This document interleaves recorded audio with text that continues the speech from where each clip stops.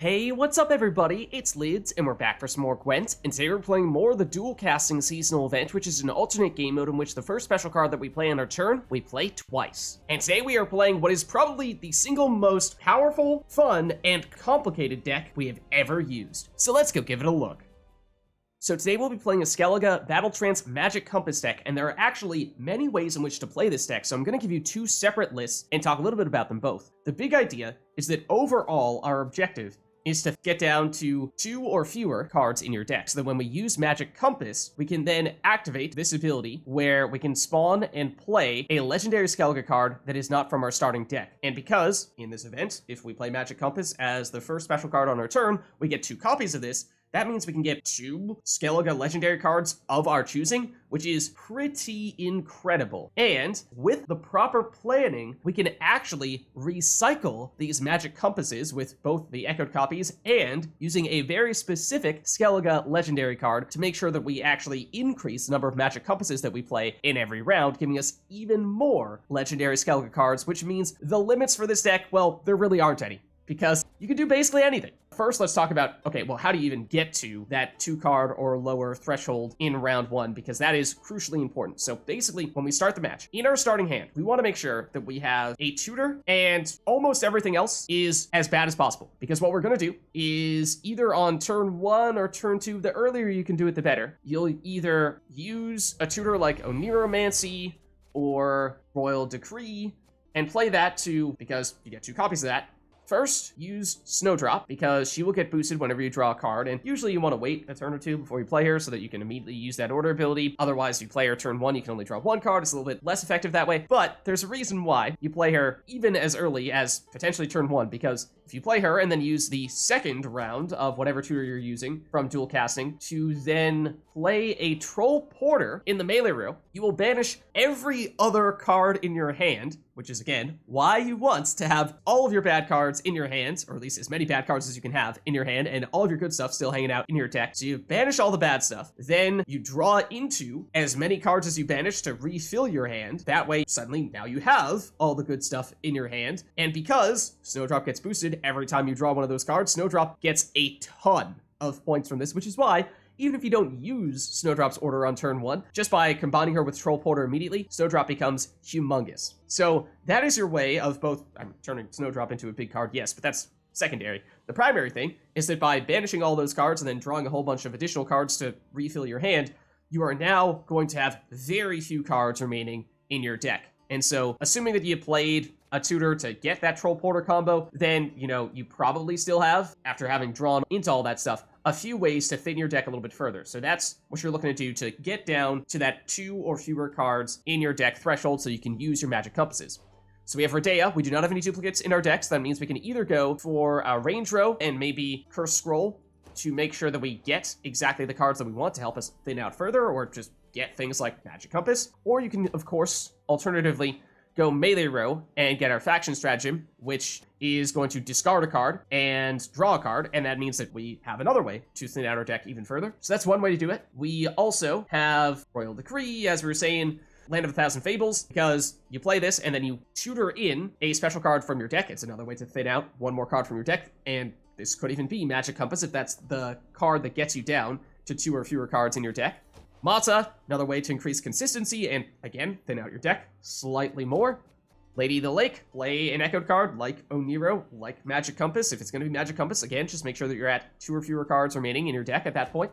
And Arcane Tome, actually a great way to do this, because obviously Oneiro and Magic Compass are 2 cards that we very much want to be playing from our deck, but even if you are not yet at that 2 or fewer cards in your deck threshold, play Arcane Tome early and then use this to thin out whatever other lower priority special cards you still have in your deck, and that'll help you continue to thin out further.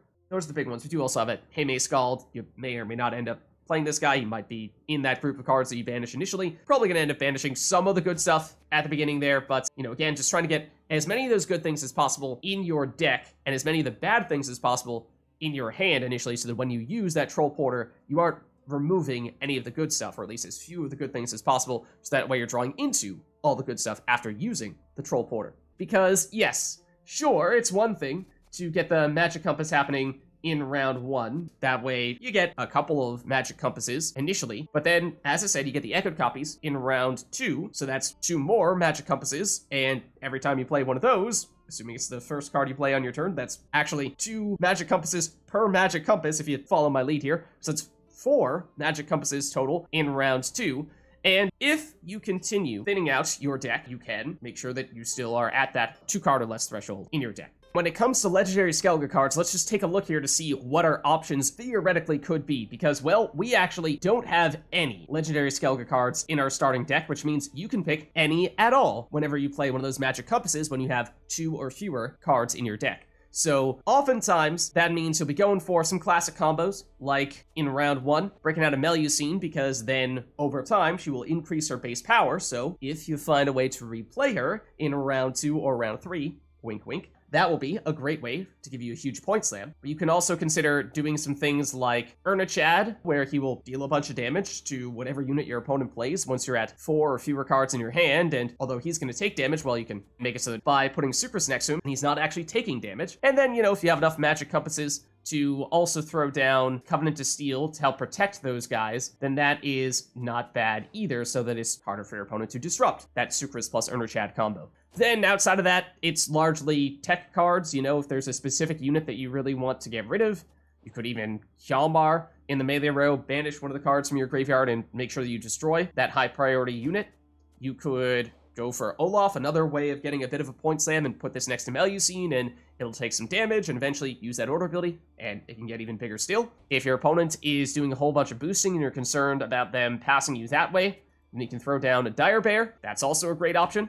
You can similarly do things like Brokvar Heart of Terror if your opponent has already gotten a bunch of boosts to basically just remove all those boosts. Or if you've already dealt a bunch of damage to a bunch of your opponent's cards, Wild Boar of the Sea, great way to deal a bunch of damage there. And lastly, if by round 3 you are already in the lead and you have 2 cards left in your hand and 1 card left in your opponent's hand, then you can use Camby to discard your last card and your opponent's last card, and that means they won't even get to take their last turn, so they'll have no way of answering this, which is always a ton of fun. Also, I suppose, when it comes to thinning out your deck, we do not have Coral in our starting deck, nor do we have Berna, so there is something to be said for, especially in round 1 or round 2, using Magic Compass to create some of these because, well, you might want to bring them back in round 2 or round 3 to help you once again reach that Magic Compass threshold. You might be sensing a bit of a theme here. Let's talk a little bit more about how you maximize the total count of Magic Compasses. Once you finish round 1, you go into round 2, you will have presumably played 2 copies of Oneiro in round 1 and 2 copies of Magic Compass in round 1. Because, again, dual casting, you play 2 copies of them. That means you'll have 2 echoed copies you draw into. So that means you might not have 2 or fewer cards in your deck anymore. So you might need to do a little more thinning at the beginning of round 2, in which case use, in particular, Oneiro to just tutor out some of those cards from your deck, and even if they're not super valuable, even if you kind of have to throw away a card or 2 just to get to that 2 or fewer cards in your deck threshold to set up Magic Compass, it is probably still worth it to do so. Then there are a few ways your strategy can branch off from here, because once Magic Compass is enabled in round 2, you could either just spam non-stop legendary Skellige cards and try to win out the round like that, in which case maybe you do something like play the Sucrus plus Chad plus, if you can, Covenant to Seal combo so that any unit that your opponent plays is going to get damaged and likely destroyed. That's one option. Alternatively, you can also, at least for your first Magic Compass copy, play whatever legendary Skellige card you'd like, but on your second Magic Compass, then you could create a Lippy and switch your graveyard with your deck and therefore recycle all those gold cards and gold specials that you created all the copies of and put them in your deck so that you can then replay them. And if you still have Oneiromancy in your hand, then you can use Oneiromancy to tutor back into all those cards. So this might mean if you had that round 1 Melusine that increased her base power significantly, then that's a great point slam for you. Maybe an Olaf that you put next to Melusine, you could do that. Again, really, the options are totally limitless. Just make sure that whenever you're playing Magic Compass that you always have 2 or fewer cards in your deck, so that way you're always getting that legendary Skellige card. The question is basically just, do you play all of your Magic Compasses in round 2 and not even worry about Lippy, or do you try to get a little bit clever, spam legendary Skellige cards initially, and then with your last Magic Compass, flip your deck with Lippy and get all those Magic Compasses from your graveyard back into your deck and try to draw into them in round 3. If that sounds complicated and difficult to keep track of, it is. Which is why this deck is incredibly difficult to play, but it is unbelievably fun and powerful because of just how many options you have. So it's really hard to say what the absolutely perfect way to play it is, but once you try it and start to get the hang of it a bit, you can give it your own unique spin. Then to talk a minute about the alternate version that I have for you here, it is thematically very similar. It is all still about trying to find as many ways as possible to play as many magic compasses as possible, but in this case, I swapped out some of our units that help us discard cards from our deck and instead put in a bit more of the high value special cards like Korathi Heatwave, Sigrdrifa's Rite, in case when you're doing all that deck flipping, you find yourself still having one of your best Skellige cards in your graveyard and you want to get that back out. But overall, the same rules apply. So again, this deck is unbelievably complicated to play, but it is so much fun, even when things don't necessarily go according to plan. So I highly recommend that you try it out for yourself and see what it's all about. So let's go see it in action. Alright, so we're starting off with a match against Skellige here, because this is the last match that I played, so I had the most time to practice, so this is hopefully the best representation of how you should play this deck. Now, as I said during the deck overview section of the video, which, if you skipped, is really important for this deck is incredibly complicated and takes a ton of practice to use. But it's also super fun, and it's strong enough to bounce back from many mistakes. So don't worry too much if you make a mistake. You'll learn, and you probably still have a good chance to win. At the beginning of the match, we want Troll Porter, or at least one tutor to get him. Then we want everything else in our starting hand to be bad. Whatever you do, do not have Magic Compass in your starting hand. If we have 1 or 2 strong cards in our starting hand, we can play those before we use Troll Porter, but the earlier you play Troll Porter, the better it is at thinning your deck, so you'll probably still need to settle for losing a good card or 2. If we can get Snowdrop on the board before we play Troll Porter, she'll get a huge boost when we play Troll Porter, so that's also a nice luxury to have. Also, if we play Alzur in the range row with our first Oneiromancy before we tutor our other cards, the second Oneiro will spawn in a powerful card. And by playing double Golden Necker, our opponent gets lots of cards on the board and also significantly thins their deck. So maybe you can guess the other reason why I'm leading off with this match.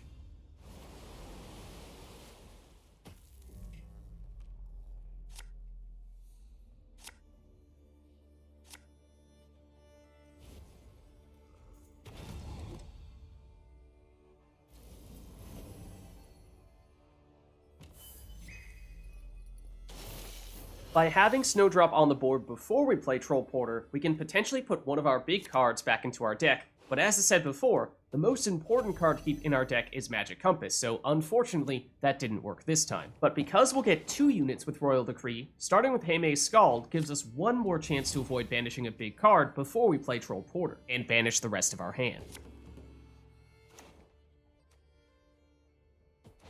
And by playing Troll Porter in the melee row, that's exactly what we do. Ideally banishing most of our bad cards, drawing into most of our good cards, and thinning our deck substantially in the process, so that we can power up our Magic Compass as quickly as possible. In case you were wondering, that's also the reason why I used as many tutors as possible on turn 1, because now we already have just 1 card in our deck, which sets up Magic Compass.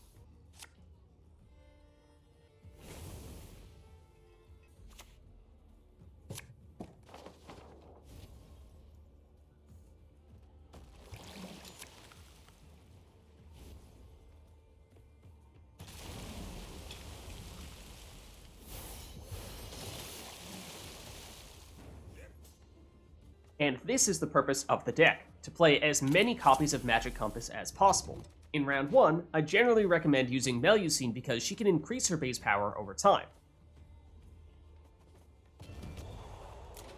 Then, if you put Olaf next to her, Melusine's damage to adjacent units sets up Olaf for a bigger boost.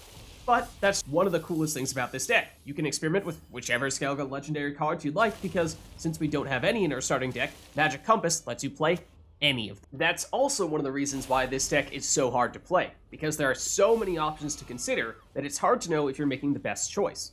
But because this deck plays so many copies of Magic Compass, you still have the flexibility to adapt to whatever situation you find yourself in. One thing that you should always keep in mind with this deck is which cards you have in your deck and which cards you have in your graveyard, because with all of our banishing, discarding, drawing, and tutoring, it is very easy to lose track of which cards you have where. And that will become a huge factor, especially in round 2 and round 3. That's also one of the primary reasons why I'm commentating over this match after having played it, not while I was playing it. Otherwise, I don't even know how many mistakes I would have made. But with that being said, it takes about 3 times longer to make a video when I record like that, so if I commentated over this entire match play by play, I'd never finish this video in time for you to see it. And since we're running out of strong special cards to play in round 1, I played Shupe to see if we could get some resilience to give us an advantage heading into round 2.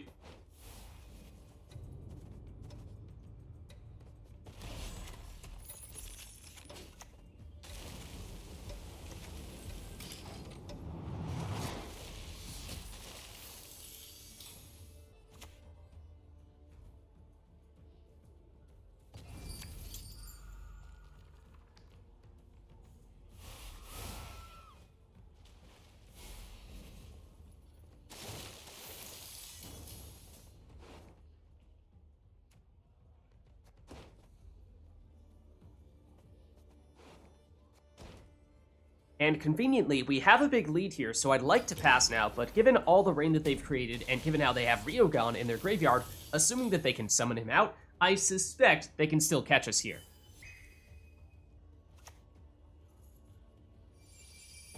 And there he is.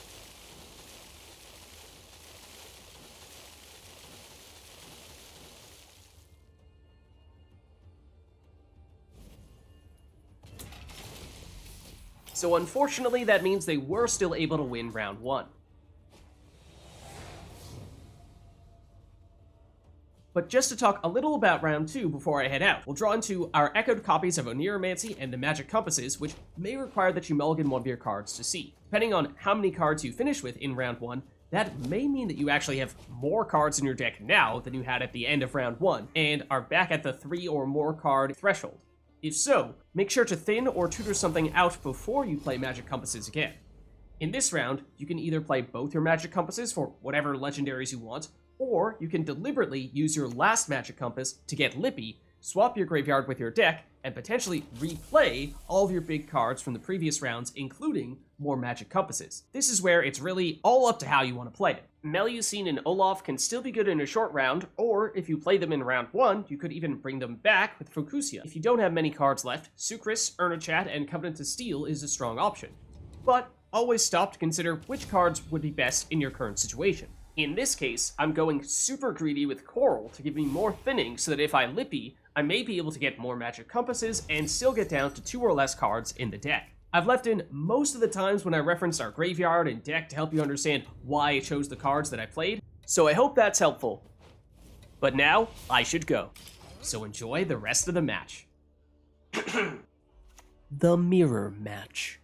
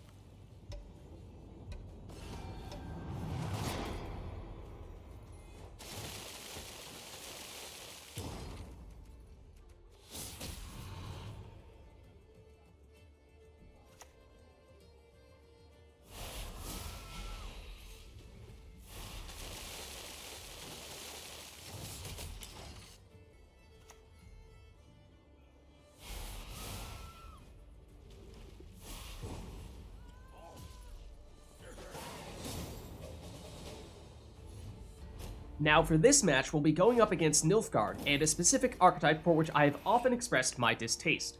I'm showing you this match because I think a lot of people have the perception that it's a strong archetype, but with this deck, it actually helps us to set up Magic Compass. So I hope this encourages people to abandon what I'd argue is a toxic and overrated archetype for one that's both more powerful and more fun. What archetype am I talking about? Well, if you haven't figured it out yet, you will soon. Also, heads up that the previous match was using the second alternate deck list that we discussed in the deck overview section of this video, whereas these next two are the original version. This list has weaker special cards, but more units to help you thin your deck, potentially making it easier to get back down to 2 or less cards in your deck even after using Lippy. But, as you can see here, the same general principles apply for how we want to play the deck. So experiment with them both and see which one you prefer. Now, enjoy.